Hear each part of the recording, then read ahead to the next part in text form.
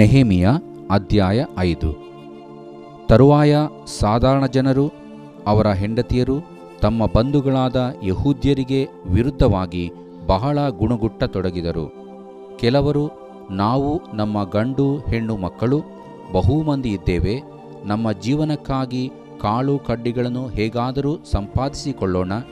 ಇನ್ನು ಕೆಲವರು, ನಮ್ಮ ಹೊಲ ತೋಟ ಮನೆಗಳನ್ನು ಒತ್ತೆ ಹಾಕಿ ಆಯಿತು, ಈ ಬರಗಾಲದಲ್ಲಿ ಧಾನ್ಯವನ್ನು ಹೇಗಾದರೂ ಸಂಪಾದಿಸಿಕೊಳ್ಳೋಣ. ಮತ್ತು ಕೆಲವರು, ಸರಕಾರಕ್ಕೆ ಕಂದಾಯ ಕೊಡುವುದಕ್ಕಾಗಿ ನಾವು ನಮ್ಮ ಹೊಲ ತೋಟಗಳ ಮೇಲೆ ಸಾಲ ತೆಗೆದುಕೊಳ್ಳಬೇಕಾಯಿತು. ಆ ನಮ್ಮ ಸಹೋದರರ ಕುಲಕ್ಕೂ ನಮ್ಮ ಕುಲಕ್ಕೂ ಅವರ ಮಕ್ಕಳಿಗೂ ನಮ್ಮ ಮಕ್ಕಳಿಗೂ ಏನು ಹೆಚ್ಚು ಕಡಿಮೆ? ನೋಡಿರಿ, ನಾವು ನಮ್ಮ ಗಂಡು ಹೆಣ್ಣು ಮಕ್ಕಳನ್ನು ಪರರಿಗೆ ದಾಸರನ್ನಾಗಿ ಕೊಡಬೇಕಾಯಿತು. ನಮ್ಮ ಹೆಣ್ಣು ಮಕ್ಕಳಲ್ಲಿ ಕೆಲವರನ್ನು ಇಷ್ಟರಲ್ಲೇ ಅಪಹರಿಸಿದರು. ನಮ್ಮ ಯತ್ನವೇನೂ ಸಾಗುವುದಿಲ್ಲ, ನಮ್ಮ ಹೊಲ ತೋಟಗಳು ಪರಾಧೀನವಾದವು ಎಂದು ಗುಣಗುಟ್ಟಿದರು. ಅವರ ಬೊಬ್ಬೆಯನ್ನು ಮಾತುಗಳನ್ನು ಕೇಳಿದಾಗ ನನಗೆ ಬಲು ಸಿಟ್ಟಾಯಿತು. ನಾನು ತುಸು ಆಲೋಚಿಸಿಕೊಂಡು ಶ್ರೀಮಂತರಿಗೂ ಅಧಿಕಾರಿಗಳಿಗೂ, ನೀವು ನಿಮ್ಮ ಸಹೋದರರಿಂದ ಬಡ್ಡಿ ತೆಗೆದುಕೊಳ್ಳುವುದೆಂದರೇನು ಎಂದು ಹೇಳಿ ಅವರೊಡನೆ ಬಹಳವಾಗಿ ಹೆಣಗಾಡಿ ಅವರಿಗೆ ವಿರೋಧವಾಗಿ ಮಹಾಸಭೆಯನ್ನು ಕೂಡಿಸಿ, ನಾವು ನಮ್ಮಿಂದಾಗುವಷ್ಟು ಮಟ್ಟಿಗೆ ನಮ್ಮ ಸಹೋದರರಾದ ಯಹೂದ್ಯರಲ್ಲಿ ಅನ್ಯಜನರಿಗೆ ಮಾರಲ್ಪಟ್ಟವರನ್ನು ಹಣಕೊಟ್ಟು ಬಿಡಿಸುತ್ತಿದ್ದೆವು. ಈಗ ನೀವು ನಿಮ್ಮ ಸಹೋದರರನ್ನು ಮಾರಿಬಿಡುತ್ತೀರಿ, ಆಮೇಲೆ ಅವರನ್ನು ನಾವು ಕೊಂಡುಕೊಳ್ಳಬೇಕೇನೋ ಅನ್ನಲು ಅವರು ಉತ್ತರ ಕೊಡದೆ ಸುಮ್ಮನಿದ್ದರು. ಆಮೇಲೆ ನಾನು ಅವರಿಗೆ, ನೀವು ಮಾಡಿದ್ದು ಒಳ್ಳೆಯದಲ್ಲ. ನಾವು ನಮ್ಮ ವಿರೋಧಿಗಳಾಗಿರುವ ಅನ್ಯಜನರ ನಿಂದೆಗೆ ಗುರಿಯಾಗದಂತೆ ದೇವರಲ್ಲಿ ಭಯಭಕ್ತಿಯುಳ್ಳವರಾಗಿ ನಡೆದುಕೊಳ್ಳಬೇಕಲ್ಲವೇ? ನಾನು ನನ್ನ ಸಹೋದರರು ಸೇವಕರೂ ಸಹ ಅವರಿಗೆ ಹಣವನ್ನು ಧಾನ್ಯವನ್ನು ಬಡ್ಡಿಗೆ ಕೊಟ್ಟಿದ್ದೇವೆ. ಬಡ್ಡಿ ತೆಗೆದುಕೊಳ್ಳುವ ಪದ್ಧತಿಯನ್ನು ಬಿಟ್ಟು ಬಿಡೋಣ. ಅವರ ಹೊಲ, ದ್ರಾಕ್ಷೆ ತೋಟ, ಎಣ್ಣೆ ಮರಗಳ ತೋಪು, ಮನೆ ಇವುಗಳನ್ನು ನೀವು ಕೊಟ್ಟ ಹಣ, ಧಾನ್ಯ, ದ್ರಾಕ್ಷಾರಸ, ಎಣ್ಣೆ ಇವುಗಳಿಗೋಸ್ಕರ ಶೇಕಡ ಇಷ್ಟೆಂದು ತೆಗೆದುಕೊಂಡಿರುವ ಬಡ್ಡಿಯನ್ನು ದಯವಿಟ್ಟು ಈ ಹೊತ್ತೇ ಹಿಂದಕ್ಕೆ ಕೊಡಿರಿ ಎಂದು ಹೇಳಿದೆನು. ಅವರು, ಹಿಂದಕ್ಕೆ ಕೊಡುತ್ತೇವೆ, ಅವರಿಂದ ಏನೂ ಕೇಳುವುದಿಲ್ಲ, ನೀನು ಹೇಳಿದಂತೆಯೇ ಮಾಡುತ್ತೇವೆ ಎಂದು ಉತ್ತರ ಕೊಟ್ಟರು. ಆಗ ನಾನು ಯಾಜಕರನ್ನು ಕರೆಸಿ ಈ ಮಾತಿನಂತೆ ನಡೆಯುವುದಾಗಿ ಅವರಿಂದ ಪ್ರಮಾಣ ಮಾಡಿಸಿದೆನು. ಇದಲ್ಲದೆ ನನ್ನ ಉಡಿಲನ್ನು ಜಾಡಿಸಿ ಅವರಿಗೆ, ಈಗ ಕೊಟ್ಟ ಮಾತನ್ನು ಕೈಕೊಳ್ಳದ ಪ್ರತಿಯೊಬ್ಬನನ್ನು ದೇವರು ಅವನ ಮನೆಯಿಂದಲೂ ಸ್ವಾಸ್ಥ್ಯದಿಂದಲೂ ಈ ಪ್ರಕಾರವೇ ಜಾಡಿಸಿಬಿಡಲಿ, ಅವನು ಉಡಿಲಿನಂತೆಯೇ ಜಾಡಿಸಲ್ಪಟ್ಟು ಬರಿದಾಗಲಿ ಅಂದೆನು. ಕೂಡಲೇ ಸಭೆಯವರೆಲ್ಲ ಹಾಗೆಯೇ ಆಗಲಿ ಎಂದು ಹೇಳಿ ಯೆಹೋವನನ್ನು ಕೊಂಡಾಡಿ ಕೊಟ್ಟ ಮಾತನ್ನು ಕೈಕೊಂಡರು. ಅರಸನಾದ ಅರ್ತಷಸ್ತನು ನನ್ನನ್ನು ಯೆಹೂದ ದೇಶದ ಅಧಿಪತಿಯನ್ನಾಗಿ ನೇಮಿಸಿದಂದಿನಿಂದ 12 ವರ್ಷಗಳವರೆಗೆ, ಅಂದರೆ ಅವನ ಆಳಿಕೆಯ 20ನೆಯ ವರ್ಷದಿಂದ 32ನೆಯ ವರ್ಷದವರೆಗೆ ನಾನಾಗಲಿ ನನ್ನ ಸಹೋದರರಾಗಲಿ ದೇಶಾಧಿಪತಿಗೆ ಸಲ್ಲತಕ್ಕ ಆಯದಿಂದ ಜೀವನ ಮಾಡಲಿಲ್ಲ. ನನಗಿಂತ ಮುಂಚೆಯಿದ್ದ ದೇಶಾಧಿಪತಿಗಳು ಜನರ ಮೇಲೆ ಬಹಳ ಭಾರ ಹಾಕಿ ಅವರಿಂದ ದಿನಕ್ಕೆ 40 ರೂಪಾಯಿಯ ಆಹಾರವನ್ನು ದ್ರಾಕ್ಷಾರಸವನ್ನು ತೆಗೆದುಕೊಂಡದ್ದಲ್ಲದೆ ಅವರ ಸೇವಕರು ಜನರ ಮೇಲೆ ದೊರೆತನ ನಡೆಸಿದರು. ನಾನಾದರೂ ದೇವರಲ್ಲಿ ಭಯಭಕ್ತಿಯುಳ್ಳವನಾಗಿ ಇರುವುದರಿಂದ ಹಾಗೆ ಮಾಡದೆ ಆ ಗೋಡೆ ಕಟ್ಟುವುದರಲ್ಲಿ ನಿರತನಾಗಿದ್ದೆನು. ಮತ್ತು ನನ್ನ ಎಲ್ಲ ಸೇವಕರು ಪ್ರತಿದಿನ ಆ ಕೆಲಸಕ್ಕೆ ಬರುವಂತೆ ನೋಡುತ್ತಿದ್ದೆನು. ನಾವು ಅಲ್ಲಿ ಭೂಸ್ಥಿತಿಯನ್ನು ಸಂಪಾದಿಸಿಕೊಂಡಿರಲಿಲ್ಲ. ಇದಲ್ಲದೆ ಯಹೂದ್ಯರಲ್ಲಿ 150 ಮಂದಿ ಅಧಿಕಾರಿಗಳು ಸುತ್ತಣ ಜನಾಂಗಗಳ ಮಧ್ಯದಿಂದ ನಮ್ಮ ಬಳಿಗೆ ಬರುತ್ತಿದ್ದವರು ನನ್ನ ಪಂಕ್ತಿಯಲ್ಲಿ ಊಟ ಮಾಡುತ್ತಿದ್ದರು. ಪ್ರತಿದಿನ 1 ಹೋರಿ, 6 ಕೊಬ್ಬಿದ ಕುರಿ, ಕೆಲವು ಕೋಳಿಗಳು ನಮ್ಮ ಭೋಜನಕ್ಕಾಗಿ ಸಿದ್ಧವಾಗುತ್ತಿದ್ದವು. ಮತ್ತು ದಿವಸಕ್ಕೊಮ್ಮೆ ನಾನು ಎಲ್ಲ ಥರದ ದ್ರಾಕ್ಷಾರಸವನ್ನು ಬೇಕಾಗುವಷ್ಟು ಒದಗಿಸಿಕೊಡುತ್ತಿದ್ದೆನು. ನನಗೆ ಇಷ್ಟು ವೆಚ್ಚವಾಗುತ್ತಿದ್ದರೂ ಆ ಜನರು ಮಾಡತಕ್ಕ ಕೆಲಸವು ಬಹು ಭಾರವಾಗಿದ್ದರಿಂದ ನಾನು ದೇಶಾಧಿಪತಿಗೆ ಸಲ್ಲತಕ್ಕ ಆಯವನ್ನು ಕೇಳಲೇ ಇಲ್ಲ. ನನ್ನ ದೇವರೇ, ನಾನು ಆ ಜನರಿಗೋಸ್ಕರ ಮಾಡಿದ್ದೆಲ್ಲವನ್ನೂ ನನ್ನ ಹಿತಕ್ಕಾಗಿ ನೆನಪು ಮಾಡಿಕೋ. ದೇವರು ಪ್ರೀತಿಸುವ ಪ್ರೀತಿಯ ಬಿಗ್ ಜೆ ಟಿ ವಿ ಪ್ರಿಯ ವೀಕ್ಷಕರಿಗೆ ನಮ್ಮ ಕರ್ತನಾದ ಯೇಸು ಕ್ರಿಸ್ತನ ಹೆಸರಿನಲ್ಲಿ ನಿಮ್ಮನ್ನು ವಂದಿಸಿ ಈಗ ನಿಮ್ಮನ್ನು ಆಹ್ವಾನಿಸ್ತಿದ್ದೇವೆ. ಬನ್ನಿರಿ, ಒಟ್ಟಾಗಿ ದೇವರ ಅಮೂಲ್ಯ ವಾಕ್ಯವನ್ನು ಅಧ್ಯಯನ ಮಾಡಿಕೊಳ್ಳೋಣ. ಇಂದಿನ ನಮ್ಮ ಅಧ್ಯಯನ ನೆಹಮೀಯನ ಗ್ರಂಥ 5ನೇ ಅಧ್ಯಾಯ, ದ ಬುಕ್ ಆಫ್ ನೆಹಮಾಯ ಚಾಪ್ಟರ್ 5. ಹಿನ್ನೆಲೆ ನೆನಪಿರಲಿ, ಅಂದರೆ 4ನೇ ಅಧ್ಯಾಯದಲ್ಲಿ ನಡೆದಂಥ ಘಟನೆ ನೆನಪಿರಲಿ. 4ನೇ ಅಧ್ಯಾಯದಲ್ಲಿ ಯಾವ ರೀತಿಯಾಗಿ ವಿರೋಧಿಗಳು ಸನ್ಬಲ್ಲಟ್, ಟೋಬಿಯಾ ಮತ್ತು ಅವ್ರ ಜೊತೆಯಲ್ಲಿದ್ದಂಥ ಇನ್ನೂ ಒಂದು ಟೀಮ್, ಇವರೆಲ್ಲರೂ ಸೇರಿಕೊಂಡು ಬಂದು ಮೊದಲಿಗಾಗಲೇ ಅವರು ಹೊಟ್ಟೆ ಕಿಚ್ಚುಪಟ್ಟರು, ಬಹಳಷ್ಟು ಹೊಟ್ಟೆ ಕಿಚ್ಚುಪಟ್ಟರು. ಅದಾದ ನಂತರ ಅವರು ಹೊಟ್ಟೆ ಕಿಚ್ಚು ಪಟ್ಟದ್ದಲ್ಲದೆ ಪ್ರಶ್ನೆ ಮಾಡ್ತಾರೆ. ಈಗ ಸಿಟ್ಟು ಕೂಡ ಅವರಿಗೆ ಸಿಟ್ಟುಗೊಂಡು ಗೇಲಿ ಮಾಡಿ ಅನಂತರ ಯುದ್ಧ ಕೂಡ ಮಾಡಲಿಕ್ಕೆ ಬರಬೇಕಂತ ಮತ್ತು ಸಾಧ್ಯವಾದರೆ ಕೊಂದು ಹಾಕಬೇಕು ಎಂಬಷ್ಟರ ಮಟ್ಟಿಗೆ ಈ ಮೂವರು ವೈರಿಗಳು, ಮೇನ್ ಮುಖ್ಯವಾದಂಥವರು ಇಬ್ಬರು, ಒಬ್ಬನು ಸನ್ಬಲ್ಲಟ್ ಅಂದರೆ ಮುಳ್ಳು ಪೊದೆ, ಇನ್ನೊಬ್ಬನು ಟೋಬಿಯಾ ಅಂತ ಹೇಳಿದರೆ ದೇವರ ಒಳ್ಳೆತನ ಎಂಬಂಥ ಒಳ್ಳೆ ಹೆಸರು ಇರುವಂಥವನು, ಆದರೂ ಕೂಡ ಆ ರೀತಿಯಾಗಿ ಅವನು ಇರಲಿಲ್ಲ.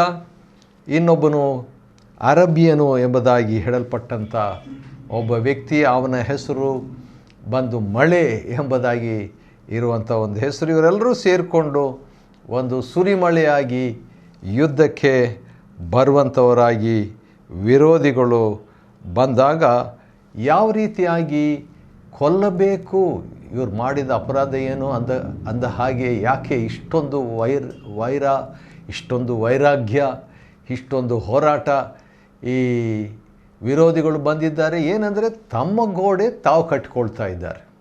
ಚಿಕ್ಕ ಗೋಡೆ ಅಲ್ಲ, ಅದು ದೊಡ್ಡ ಗೋಡೆ, ಮೊದಲಿದ್ದಂಥ ಗೋಡೆನೇ.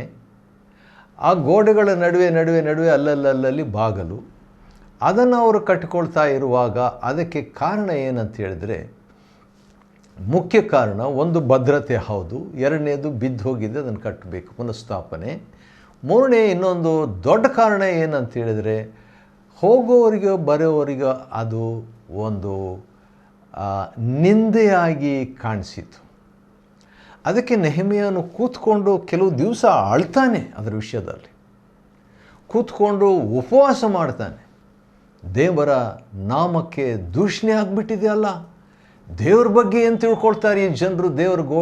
ದೇವ ಜನರ ಗೋಡೆಯನ್ನು ನೋಡ್ಬಿಟ್ಟು, ನೋಡಿ, ಗೋಡೆಗೂ ದೇವರ ನಾಮಕ್ಕೂ ಈ ಪ್ರೈವೇಟ್ ಗೋಡೆಗೂ ಕಲ್ಲು ಗೋಡೆಗೂ ಪರಲೋಕದಲ್ಲಿರುವಂಥ ದೇವರಿಗೂ ಏನು ಸಂಬಂಧ ಅಂತ ನಮಗೆ ಅನಿಸ್ಬೋದು. ಆದರೆ ಆತ್ಮಿಕನಾದಂಥ ಈ ನೆಹಮೀಯನು, ಯಾಕೆ ಆತ್ಮೀಯನು ಅಂತ ಹೇಳ್ತಿದ್ದೀನಿ ಅಂದರೆ, ಆತ್ಮೀಕನು, ಆತ್ಮೀಯ ಅಂದರೆ ಹತ್ತಿರದಲ್ಲಿ ಇರುವಂಥವನು, ಹತ್ತಿರ ಸಂಬಂಧಿ. ಆದರೆ ಬರೀ ಹತ್ತಿರ ಸಂಬಂಧಿ ಅಲ್ಲ, ಆತ್ಮೀಯನಷ್ಟೇ ಅಲ್ಲ, ಆತ್ಮಿಕನು ಕೂಡ. ಆತ್ಮಿಕನಂದರೆ ಆಧ್ಯಾತ್ಮಿಕನು, ಸ್ಪಿರಿಚುವಲ್ ಆಗಿರುವನು, ಆತ್ಮಿಕನಾಗಿ ದೇವರಾತ್ಮನಿಂದ ನಡೆಸಲ್ಪಟ್ಟವನು ಎಂಬುದಾಗಿ ಹೇಳ್ಬೋದು, ಅಥವಾ ದೈವಿಕವಾದವನು ಆತ್ಮಿಕನು. ಅದಕ್ಕೆ ಒಂದು ಕಾರಣ ಏನಂದರೆ, ನೆಹಮೀಯನು ಹೌದು ಗವರ್ನರ್ ಆಗಿದ್ದ. ಸ್ಟಾರ್ಟಿಂಗ್ ಅವನ ಕೆಲಸ ಚಿಕ್ಕ ಕೆಲಸನೇ ಆಗಿತ್ತು, ಪಾನಸೇವಕ, ದ್ರಾಕ್ಷಾರಸ ರಾಜನಿಗೆ ಕೊಡುವಂಥ ಕೆಲಸ. ಆದರೂ ಕೂಡ ಅವನು ಅಧಿಪತಿಯಾಗಿ, ಗವರ್ನರ್ ಆಗಿ ಪಾರಸಿಯ ರಾಜನು ಮಾಡಿದ್ದನು. ಅಂಥ ಒಬ್ಬ ವ್ಯಕ್ತಿ ಯಾಕೆ ಆತ್ಮಿಕನಂದರೆ, ಮತ್ತೆ ಮತ್ತೆ ಮತ್ತೆ ಪ್ರಾರ್ಥನೆ ಮಾಡ್ತಾ ಇರ್ತಾನೆ, ಪ್ರಾರ್ಥನೆಯ ಮನುಷ್ಯನಾಗಿದ್ದಾನೆ.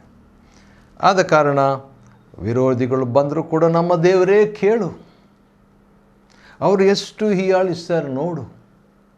ದೇವ್ರಿಗೆ ಗೊತ್ತು ಅದೆಲ್ಲ, ಆದರೂ ಕೂಡ ದೇವರಿಗೆ ಈತನು ಪ್ರೇಯರ್ ಮಾಡ್ತಿದ್ದಾನೆ ಮತ್ತು ಜನರಿಗೆ ಕೊಡೋ ಜನರಿಗೆ, ಅಂದರೆ ಈಗಾಗಲೇ ಗೋಡೆ ಕಟ್ತಾ ಇರುವಂಥ ಜನರಿಗೆ, ಪೌಳಿ ಗೋಡೆ ಕಟ್ತಾ ಇರುವಂಥ ಜನರಿಗೆ ಕೂಡ ನೀವು ಹೆದರಬೇಡ್ರಿ, ಮಹೋನ್ನತನಾದ ದೇವರು ಭಯಂಕರನೂ ಆಗಿರುವ ಕರ್ತನನ್ನು ನೆನಪು ಮಾಡಿಕೊಂಡು ಕೆಲಸ ಮಾಡಿರಿ.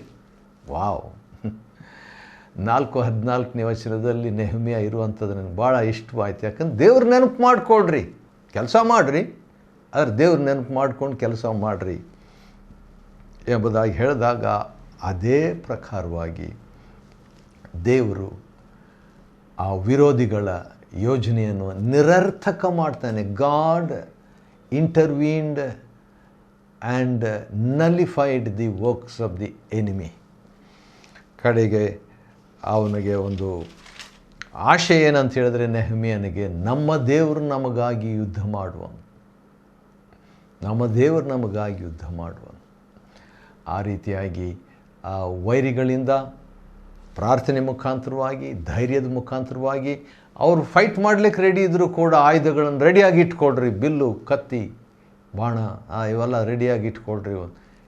ಯಾಕಂದರೆ ಡಿಫೆನ್ಸಿವ್ ಆಗಿ ಇವರಾಗಿ ಯುದ್ಧ ಮಾಡಲಿಕ್ಕೆ ಹೋಗಲಿಲ್ಲ, ತಮ್ಮ ಕೆಲಸ ತಾವು ಮಾಡ್ತಾ ಇದ್ದಾರೆ. ಅಂಥ ಸಂದರ್ಭದಲ್ಲಿ ಬೇರೆಯವರು ಬಂದಾಗ ನೆಹಮ್ಯನು ಹೇಳ್ತಾನೆ, ಈ ಕೆಲಸ, ಈ ಫೈಟಿಂಗ್, ಈ ಯುದ್ಧ, ಅವ್ರು ಯುದ್ಧ ಮಾಡಲಿಕ್ಕೆ ಬಂದಾಗ ನೀವು ಕೂಡ ಯುದ್ಧ ಮಾಡಿರಿ. ಆ ಯುದ್ಧ ನಿಮ್ಮ ಸಹೋದರರಿಗೋಸ್ಕರ, ನಿಮ್ಮ ಮಕ್ಕಳಿಗೋಸ್ಕರ, ನಿಮ್ಮ ಕುಟುಂಬ, ನಿಮ್ಮ ಹೆಂಡತಿಯರಿಗೋಸ್ಕರ, ಈ ರೀತಿಯಾಗಿ ಉತ್ತೇಜನ ಕೊಡ್ತಾನೆ. ಆದರೆ ದೇವರು ಒಂದು ರೀತಿಯಿಂದ ಅಂಥ ಯುದ್ಧಕ್ಕೆ ಆಸ್ಪದ ಅನುಮತಿಸಲಿಲ್ಲ.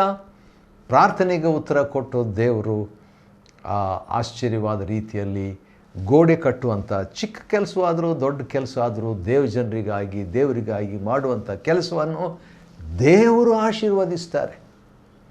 ಅದೇ ಇರೋದು. ಸರಿ, ಈಗ ನೆಹಮ್ಯನ ಗ್ರಂಥ 5ನೇ ಅಧ್ಯಾಯಕ್ಕೆ ನಾವು ಬಂದಿದ್ದೇವೆ. 5ನೇ ಅಧ್ಯಾಯದಲ್ಲಿ ವಿರೋಧ ಹೊರಗಿಂದ ಬರ್ತಾ ಇಲ್ಲ. ಅಟ್ಯಾಕ್, ದಾಳಿ ಹೊರಗಿಂದ ಸನ್ಬಾಲಟ್ನಿಂದ, ಟೋಬಿಯಾನಿಂದ ಅಥವಾ ಅರಬಿಯನಿಂದ ಬರಲಿಲ್ಲ. ಆದರೆ ಬಂದಂಥ ಈ ಅಟ್ಯಾಕ್ ಎಲ್ಲಿ ಅಂತ ಹೇಳಿದ್ರೆ, ತಮ್ಮ ಒಳಗೇ ಒಂದು ಕಾದಾಟ, ತಮ್ಮ ಒಳಗೇ ಅನ್ಯಾಯ, ದೇವಜನರ ನಡುವೆ ಇದು ಒಂದು ರೀತಿಯಿಂದ ನಾವು ಹೇಳ್ಬೋದು ಒಳ ಜಗಳ ಅಂತ ಹೇಳ್ಬಿಟ್ಟು, ಒಳ ಸಮಸ್ಯೆ ಅಂತ ಹೇಳ್ಬಿಟ್ಟು. ಅದಕ್ಕೂ ಜ್ಞಾನ ಬೇಕಲ್ವೇ? ಅದನ್ನು ಪರಿಹಾರ ಮಾಡಬೇಕಲ್ವೇ? ಇವೆಲ್ಲ ಸಾಮಾನ್ಯನೇ, ಹೋರಾಟ ಸಾಮಾನ್ಯನೇ, ಹೊರಗಿಂದ ವಿರುದ್ಧ ಸಾಮಾನ್ಯನೇ, ಒಳಗಿನ ಕುಟುಂಬದಲ್ಲಿ ಕೂಡ ಕೆಲವು ಸಮಸ್ಯೆಗಳು ಬರುವಂಥ ಸಾಧ್ಯತೆ ಇವೆಲ್ಲ ಇರುವಾಗ ಏನಾಗ್ತದೆ,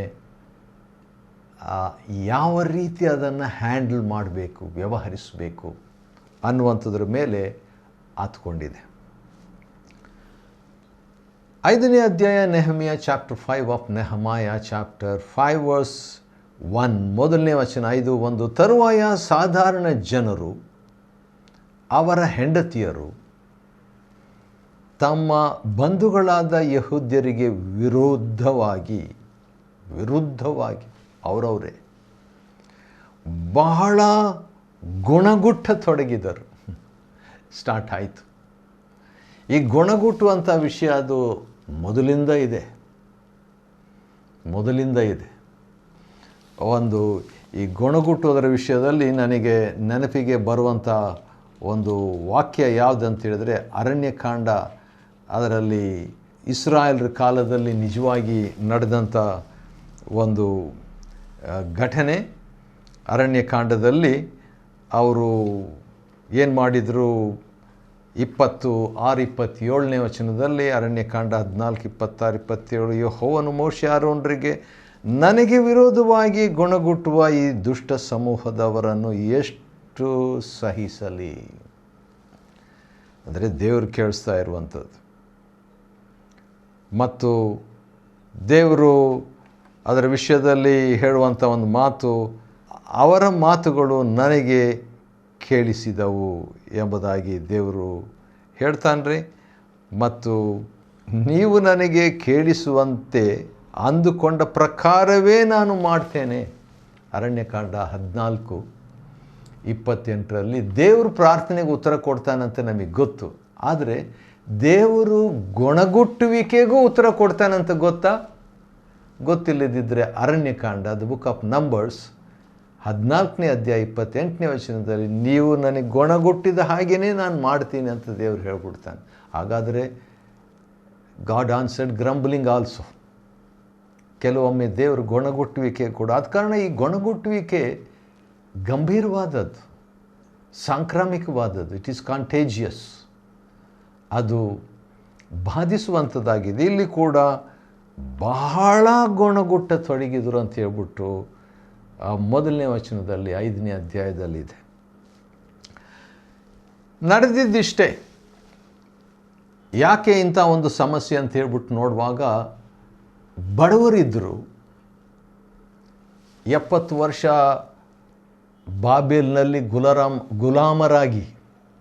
ಗುಲಾಮರಾಗಿ ಇದ್ದಂಥ ಈ ಯಹೂದ್ಯರು ಹಿಂದಿರುಗಿ ಬಂದು ತಮ್ಮ ದೇಶವನ್ನು ಕಟ್ಟೋದಕ್ಕೆ, ತಮ್ಮ ಆಲಯವನ್ನು ಕಟ್ಟೋದಕ್ಕೆ ಹಿಂದಿರುಗಿ ಬಂದಂಥ ವೇಳೆಯಲ್ಲಿ ಆ 70 ವರ್ಷದಲ್ಲಿ ಕೆಲವರು ಶ್ರೀಮಂತರಾಗಿಬಿಟ್ಟಿದ್ರು, ಕೆಲವರು ಬಡವರಾಗಿ ಉಳಿದುಬಿಟ್ಟಿದ್ರು. ಈಗ ಈ ಹೊಸ ಸ್ಥಳಕ್ಕೆ ಬಂದ ಮೇಲೆ ಏನಾಗ್ತದೆ, ಬಡ್ಡಿ ಕೊಡಲಿಕ್ಕೆ ಸ್ಟಾರ್ಟ್ ಮಾಡಿದರು ಶ್ರೀಮಂತರು. ಬಡ್ಡಿ ಕೊಟ್ಟದ್ರಿಂದ ಬಡವರಿಗೆ ಕೆಲವು ಸಾರಿ ಅದು ತೀರಿಸಲಿಕ್ಕೆ ಆಗಲ್ಲ, ಯಾಕಂದರೆ ಅವರು ಬಡವರು. ಅಂಥ ಒಂದು ಪರಿಸ್ಥಿತಿಯಲ್ಲಿ ಈ ಶ್ರೀಮಂತರು ಏನು ಮಾಡಿಬಿಟ್ರು, ಆ ಯಹೂದ್ಯರ, ಶ್ರೀಮಂತರು ಯಹೂದ್ಯರೇ, ಬಡವರು ಯಹೂದ್ಯರೇ, ಶ್ರೀಮಂತರು ಏನು ಮಾಡಿಬಿಟ್ರು, ಬಡವರ ಮಕ್ಕಳನ್ನು ದಾಸರಾಗಿ ಗುಲಾಮರಾಗಿ ತಗೊಂಡ್ಬಿಟ್ರು. ಆಗ ಜೀವನನೇ ಭಾಳ ಬೇಸಂಥ ಒಂದು ಪರಿಸ್ಥಿತಿ. ಯಾಕಂದರೆ ಅವರು ಬಾಬೆಲ್ನಲ್ಲಿ ಇದ್ದಾಗ ಇಂಥ ಸಮಸ್ಯೆ ಇರಲಿಲ್ಲ. ಈಗ ಯೆರೂಸಲೇಮಿಗೆ ಬಂದಾಗ ಇದೇನಪ್ಪ ಇದು, ಅನ್ಯರ ಕೈಯಲ್ಲಿ 70 ವರ್ಷ ನಾವು ಸಿಕ್ಕಿಬಿದ್ದು ಸ್ವತಂತ್ರ ಇಲ್ಲದೆ ಹೋಗಿಬಿಟ್ಟಿದ್ವಿ. ಈಗ ನಮ್ಮ ದೇಶಕ್ಕೆ ಬಂದಾಗಿ ಕೂಡ ನಮಗೆ ಈಗ ಸಮಸ್ಯೆಯಲ್ಲಿ ಸಿಕ್ಕಿಬಿದ್ದಿದ್ವಲ್ಲ, ನಮ್ಮ ಮಕ್ಕಳು ಮಾರಾಟಕ್ಕೆ ಆಗಿಬಿಟ್ಟಿದ್ದೀರಲ್ಲ, ನಮ್ಮವರೇ ನಮ್ಮನ್ನು ವಿಶ್ವಾಸಿಗಳ ಮೇಲೆ ದೊರೆತೇನು ಮಾಡಿ, ಅನ್ಯಾಯ ಮಾಡಿ, ದಬ್ಬಾಳಿಕೆಯನ್ನು ಮಾಡಿ, ಬಡ್ಡಿ ತಕ್ಕೊಂಡು ಆ ರೀತಿಯಾಗಿದ್ದರಿಂದ ಈ ಬಡ್ಡಿ ಅಂತ ಹೇಳಿದ ಮೇಲೆ ಈಗ ನೋಡಿ ಎಷ್ಟು ಸಾರಿ ಈ 5ನೇ ಅಧ್ಯಾಯದಲ್ಲಿ ಬಡ್ಡಿ ಬಗ್ಗೆ ಬರ್ತಾ ಇದೆ. 5ನೇ ಅಧ್ಯಾಯ 7ನೇ ವಚನ ಬಡ್ಡಿ, 10ನೇ ವಚನ ಬಡ್ಡಿ, 10ನೇ ವಚನ 2ನೇ ಭಾಗ ಬಡ್ಡಿ, 11ನೇ ವಚನ ಬಡ್ಡಿ. ಈ ರೀತಿಯಾಗಿ ಮತ್ತೆ ಈ ಬಡ್ಡಿ ಎಂಬಂಥ ಪದವು ಬರ್ತಾ ಇದೆ. ಯಾಕಂದರೆ ಶ್ರೀಮಂತರು ಬಡವರಾದ ತಮ್ಮ ಸಹೋದರರ ಕಡೆಯಿಂದ ಬಡ್ಡಿ ತಕ್ಕೊಳ್ಳೋದು ಅಷ್ಟೇ ಅಲ್ಲದೆ ಅನ್ಯಾಯ, ದಬ್ಬಾಳಿಕೆ, ಮಕ್ಕಳನ್ನು ಮಾರಾಟ ಮಾಡಬೇಕು, ಹೀಗೆಲ್ಲ ಆಗ್ತಾ ಇದ್ದಾಗ ಏನು ಮಾಡಬೇಕು, ನಮ್ಮ ಯತ್ನ ಏನೂ ಸಾಗೋದಿಲ್ಲ, ನಮ್ಮ ಹೊಲ ತೋಟಗಳು ಬೇರೆಯವ್ರಿಗೆ ಸೇರಿಬಿಟ್ಟಿದ್ದಾವೆ ಅಂತ ಹೇಳ್ಬಿಟ್ಟು ಬಡವರು ಗುಣಗುಟ್ಟಿದರು. ಒಂದು ರೀತಿಯಿಂದ ಅದು ಸ್ವಾಭಾವಿಕ ಅಂತ ಹೇಳ್ಬೋದು. ಸರಿ ಅಂತ ನಾನು ಹೇಳಲ್ಲ, ಸ್ವಾಭಾವಿಕ ಈ ಗುಣಗುಟ್ಟೋದು. ಯಾಕಂದರೆ ಅವ್ರಿಗೆ ಅನ್ಯಾಯ ಆಗಿಬಿಟ್ಟಿದೆ. ಆ ಗುಣಗುಟ್ಟುಬಿಟ್ಟು ಅವರ ಬೊಬ್ಬೆಯನ್ನು ಮಾತುಗಳನ್ನು ಕೇಳಿದಾಗ, ಇದೆಲ್ಲ ನೆಹೆಮೀಯನಿದ್ದಾಗಲೇ ಅವರು ಬಂದು ಗುಣಗುಡ್ತಾ ಇರುವಂಥದ್ದನ್ನು ನೆಹೆಮೀಯನು ಕೇಳಿಸ್ಕೊಂಡು ನನಗೆ ಬಲೂ ಸಿಟ್ಟಾಯಿತು, ಭಾಳ ಕೋಪ ಬಂದುಬಿಡ್ತೈತೆ ನೆಹೆಮೀಯನಿಗೆ. ಆದರೆ ನೆಹೆಮೀಯನಿಗೂ ಎಜ್ರನಿಗೂ ನಾಯಕತ್ವದಲ್ಲಿ ಸ್ವಲ್ಪ ವ್ಯತ್ಯಾಸ ಇದೆ. ಎಜ್ರನ ಇಂಥದ್ದೇನಾದರೂ ಒಂದು ದೊಡ್ಡ ಸಮಸ್ಯೆ, ಒಳ ಸಮಸ್ಯೆ ಇದ್ದಾಗ ಕೇಳಿಬಿಟ್ಟು ಅವನು ಕೂತ್ಕೊಂಡು ಜೋರಾಗಿ ಹತ್ಕೊಂಡ್ಬಿಟ್ನು. ಅದು ಒಂದು ವಿಧವಾದ ನಾಯಕತ್ವ. ಆದರೆ ಈ ನೆಹೆಮೀಯನು ದೇವರ ಗೋಡೆ, ದೇವರ ಸ್ಥಳ, ದೇವ್ರ ನಿಂದೆ ಆಗಿದೆ ಅಂತ ಅರ್ಥ. ಆದರೆ ಇಲ್ಲಿ ಅಳ್ಳಿಲ್ಲ, ಬಲು ಸಿಟ್ಟು.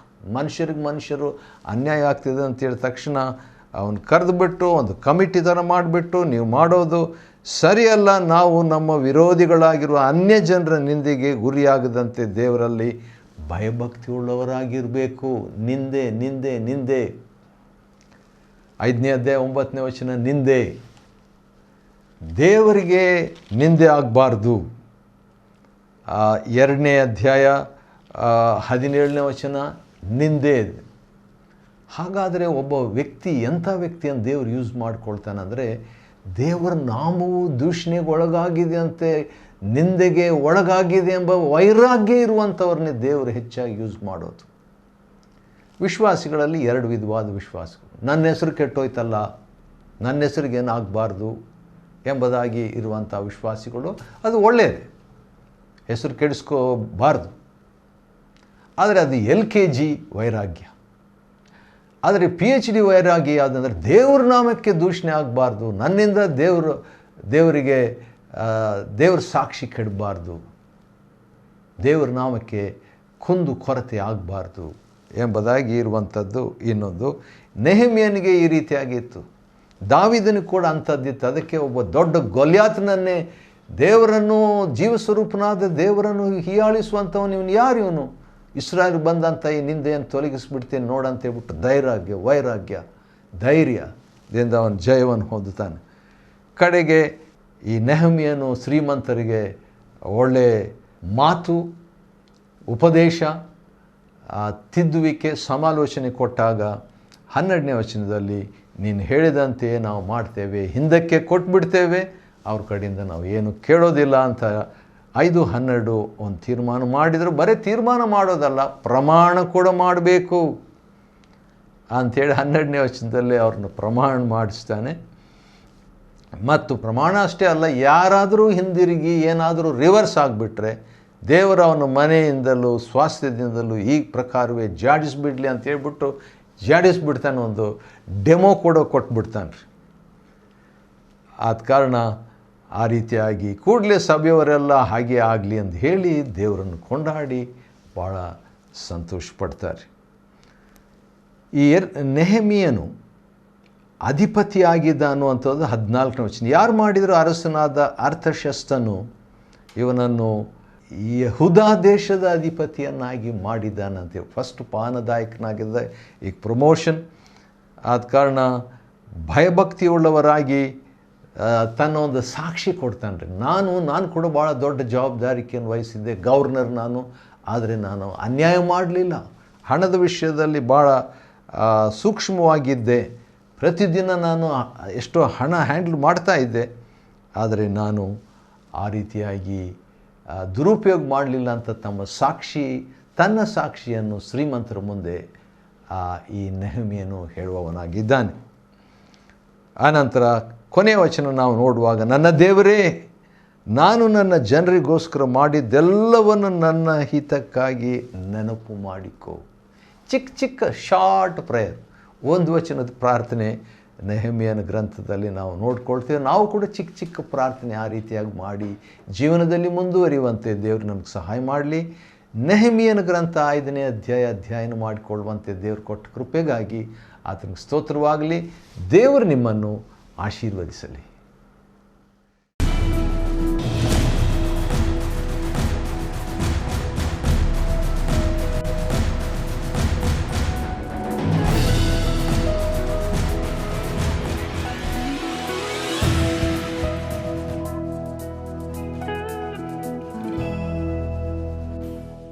Chapter 5.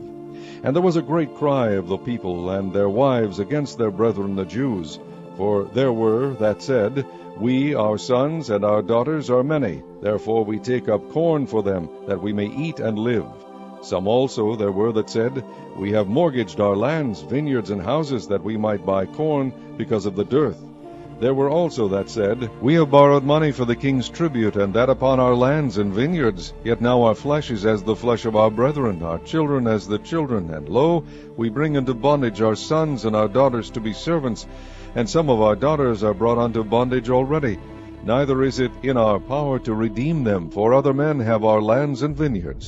And I was very angry when I heard their cry and these words. Then I consulted with myself, and I rebuked the nobles and the rulers, and said unto them, Ye act usury, every one of his brother.